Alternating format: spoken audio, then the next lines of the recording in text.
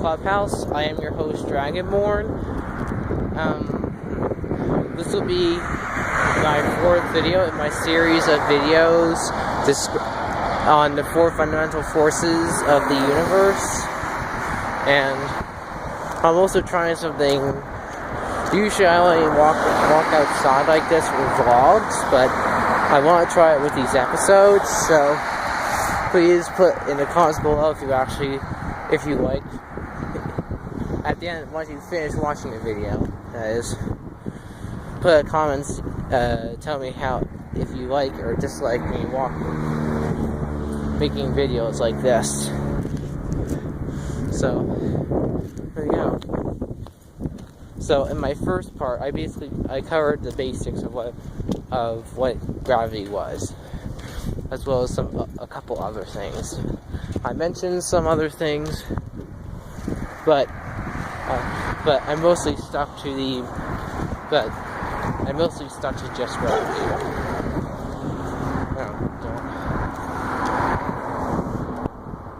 Yeah.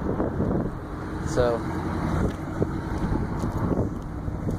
sorry, there was just anyway. And the first one, I basically touched on what gravity was and most of the basics of gravity, as well as I mentioned some other things, but I didn't really get into them. I did touch on black holes, but since I did that video, I learned a lot. I've done some research and learned more on black holes than I did, and learned more about black holes. So if you want a video on black holes, put it in the comments below. Or if you want any video, really, put your comments down below. I'm actually going to be filming 2 videos while I'm walking. This one and then another one that I mentioned in my last vlog about the biological aspect of the ship of Theseus paradox and how it relates to Star Trek. So, okay. So I mentioned in the first one that gravity was the curvature of space-time. And while I said that you could potentially use three-dimensional,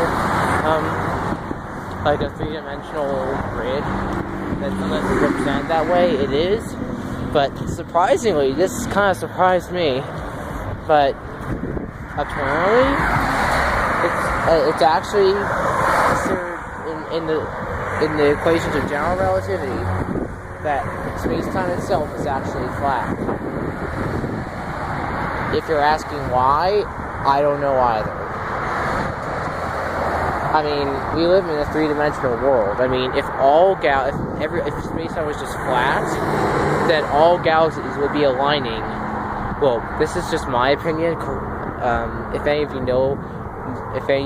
you know more about this, please tell me. Well, I mean, I know the base reason, but I'm still confused as to how that's actually supposed. I mean, I know it's like a sheet, like if you drop a ball in a sheet, but what causes that ball to fall in a sheet of space-time anyway? Anyway, so it's actually like so it's represented as a two-dimensional space-time curve. And I thought I covered what I learned about why scientists think that is, and at least scientists of today. And what I found was that when they were making measurements from it's the cosmic microwave background. It was approximately. This is the first light that came from. This is the outer edge of the observable universe. You can see.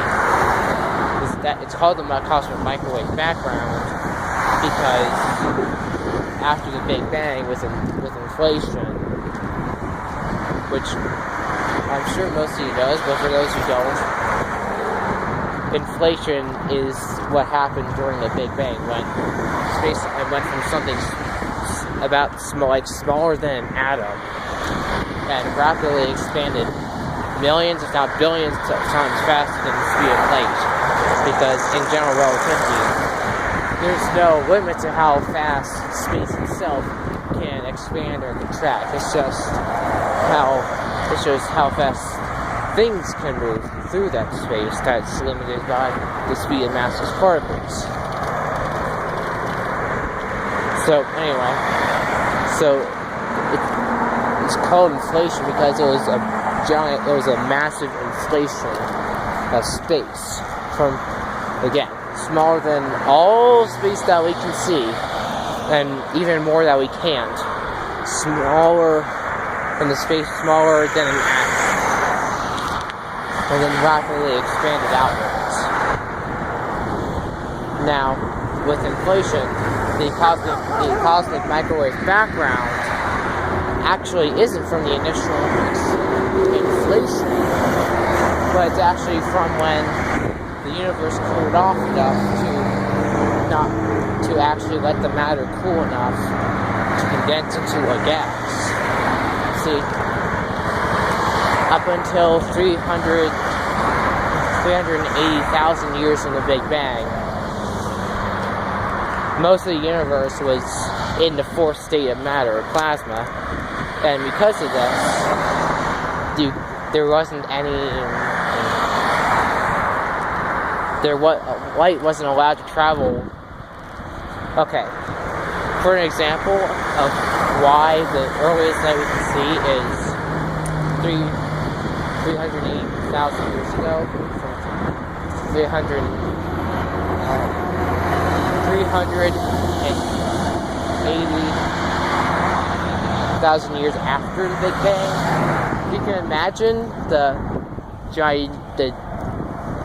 the large spread of plasma across the universe as like the equivalent of a giant fog, kind of.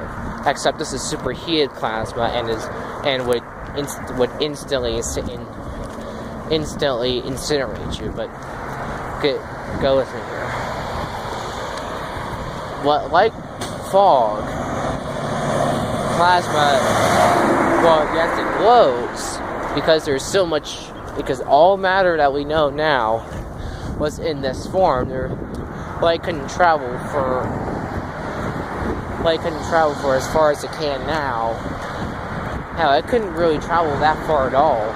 And when I mean that far, I mean like if you I don't have the exact measurements, but I know it's definitely smaller. Like most of space that we know now, this is when space is much more compact than it is today. And again, because it's not gravitation, because a lot of this plasma isn't gravitationally bound yet, so it's basically like an even dispersion of fog. So like when you try to shine a flashlight into fog, it gets blocked. That's essentially what's happening to all the light. It was only roughly 380,000 years after the Big Bang when the universe cooled enough for this fog of plasma to cool enough to become to cool enough to let light through. And that's the cosmic microwave background. The first time light was actually able to get some personal space and be able to move around without being absorbed by another douchebag proton or whatever. So how's this? So anyway, back to what I was originally trying to say. When it comes to the main theory is that space is flat because from our perspective on Earth, we took a picture. We kind of took a picture of of the specific part of the cosmic microwave background. And the main idea is if the shape of the universe was first they made the postulate, which is essentially an assumption that is believed to be true. Anyway, they had the postulate that space-time was a sheet. That's what they started off with. And then what they did was they were trying to find the shape of this sheet.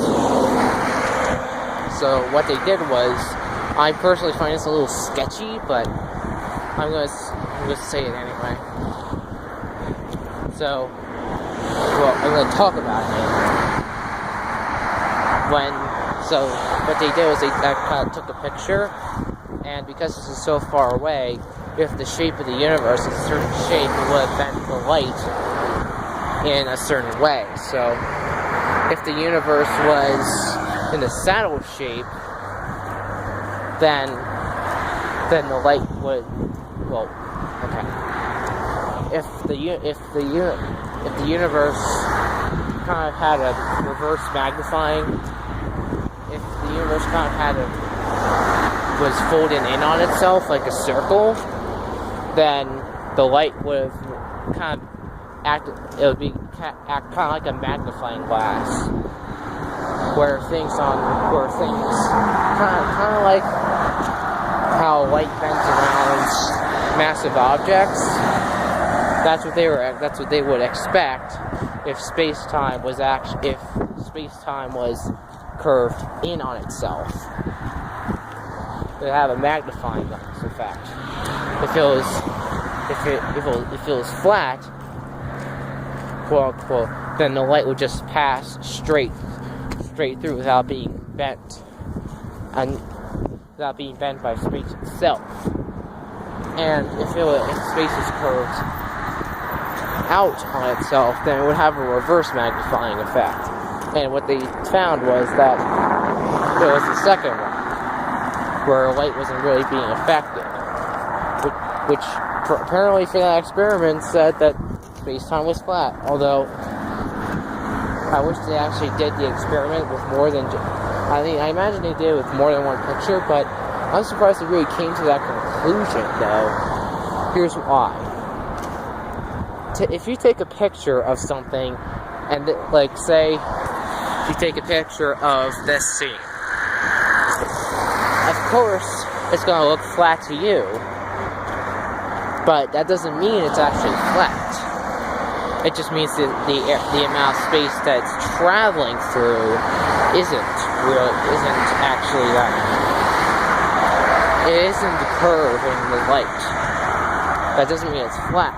It just means that where the light was traveling through was, I guess you could say, friendly for light.